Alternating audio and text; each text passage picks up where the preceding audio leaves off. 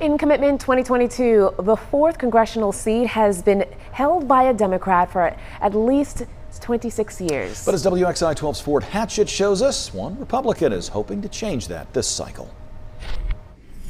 Courtney Geels has never before held elected office, but says she's ready to represent the 4th District in Washington.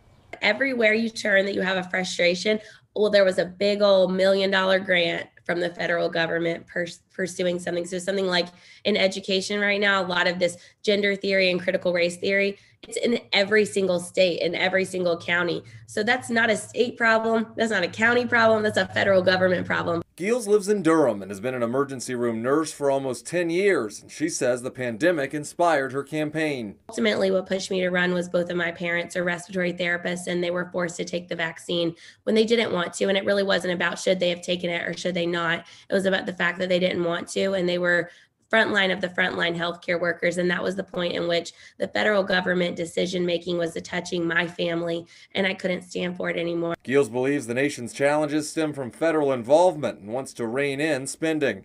A lot of the characteristics in a representative is very similar to a nurse. You're really getting to know a patient on a lot of different levels. That's medical, physical, emotional, sometimes even financial. And there's a lot of stressors, and there's a lot of dealing with people who really hate you. I mean, as an ER nurse, I have people cursing me out, wanting to bite me, wanting to punch me. You know, you have to learn how to tactfully communicate with people that gets them to cooperate with what you need to do to take care of them. And so I think that there's a lot of similarities in what I'm going to have to deal with as a politician is what I've had to deal with as an emergency room nurse. And the winner of this race will likely face an uphill battle in a district that's considered safely blue. Fort Hatchett, WXII 12 News.